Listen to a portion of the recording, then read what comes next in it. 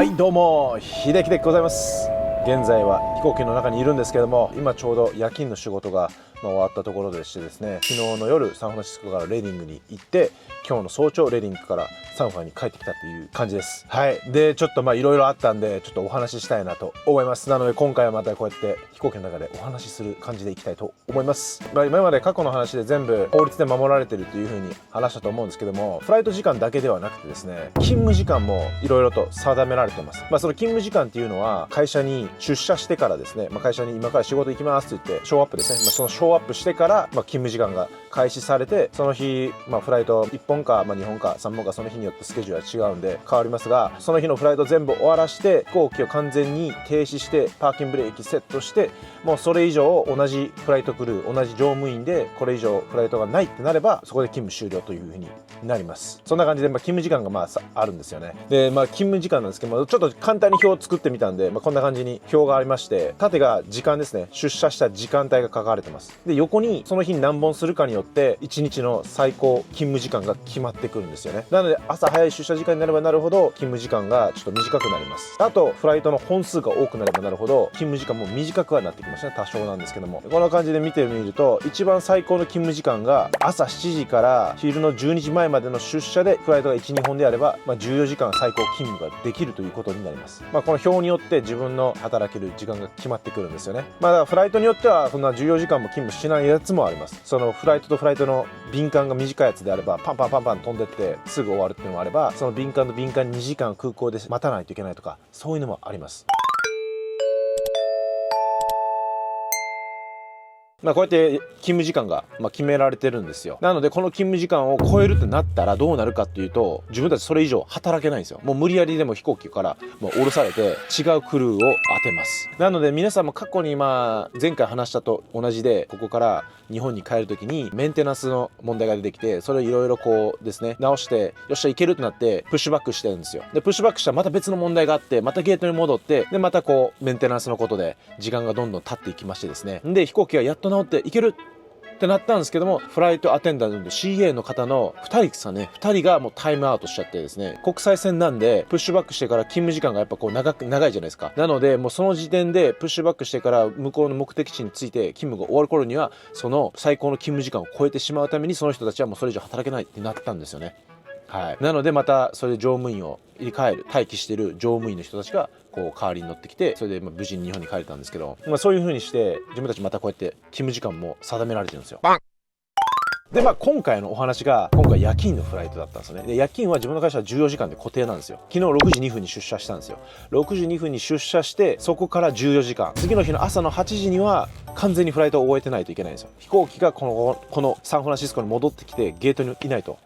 もうダメだったんですよ。で今日の朝5時45分出発の便でした。で5時45分の出発だったんですけども、昨日だったんですけども、そこ管制塔がある空港で、管制塔が開いている時は管制官の人たちが、気象の情報をくれるんですよ。タワーが閉まってる時、管制塔が閉まってる時は自動的にその気象の情報をブローキャストって言って、自動でこう気象の情報を言ってくれる機械があるんですよね。 ASOS とか AWAS って言うんですけど、それを聞いて自分たちはその気象の情報をもとに、準備していくんですけども、その気象の情報がないと出れないんですよ、絶対に。旅客機はですね、そういうちゃんとした気象の情報がないとできないです。いくら天気がめちゃくちゃ良くて、もう明らか見て雲ないやんみたいな、風も全然ないやんって言っても出れないんですよ。出たくても出れないという状態になったんですよね。管制塔が6時半に開くんですよ。で自分たちは5時10分ぐらい飛行に着いて、お客さんを早く乗せても意味がないということで、ちょっとボーディングをですね遅らしてですね、管制官の人たちが朝早く来てくれることを願って、ちょっとそうですね6時前ぐらいにボーディングし始めて、6時5分ぐらいには完了した感じなんですよね。で6時5分に完了して、あと25分待たなあかんで、頑張ってちょっと管制官に話しかけたんですけど、やっぱ応答がなくてですね、でキャプテンとも何時出社するかも大体でも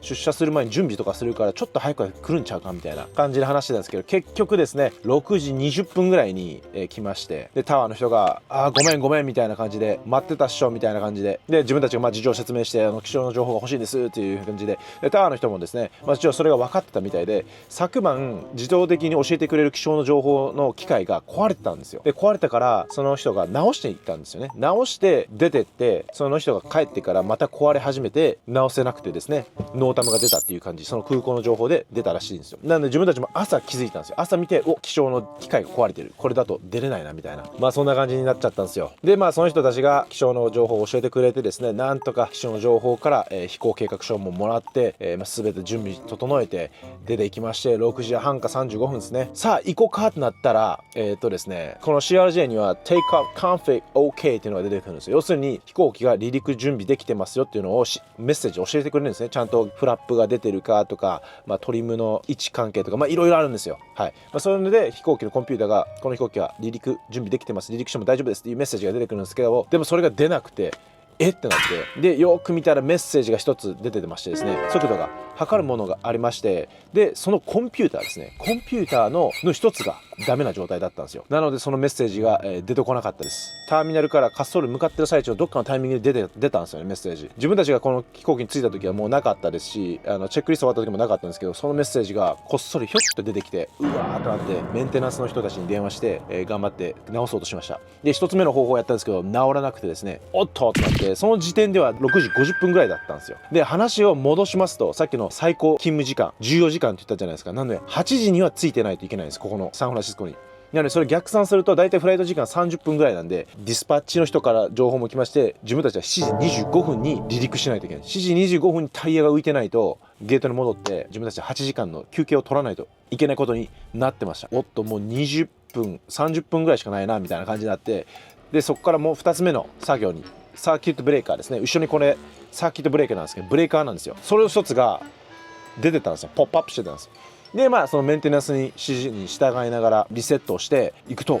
無事にそのメッセージが消えました。でその時点で自分たちは7時何分だったかな、7時5分を過ぎてました。でメンテナンスのその書類関係ですね。書類っていうのは紙でやらないですよ。自分たち全部もう iPad で、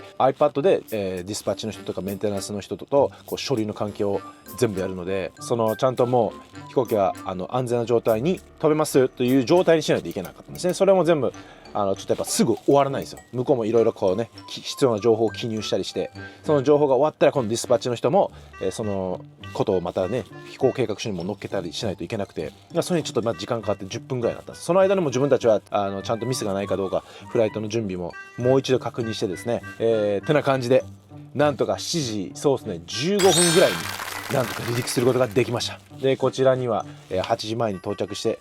ギリセーフっていう感じですね。もしあと10分ですね、10分も遅れてたら、もしくはそのサーキュットブレーカーがリセットしても直らなかった場合、もう完全に自分たちはその10分間で直すことなんか無理なんで、もしそこにメンテナンスの人がいたとしても、ゲートに戻る時間とまたエンジン切ってね、でそのメンテナンスの人が乗ってその人たちが見る時間も入れたら多分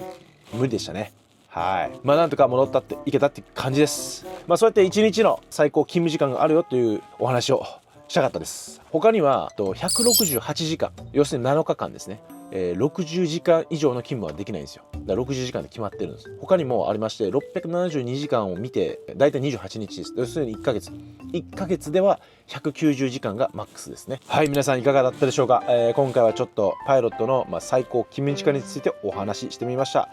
もしよかったら高評価、チャンネル登録よろしくお願いします。では次の動画で会いましょう。See ya!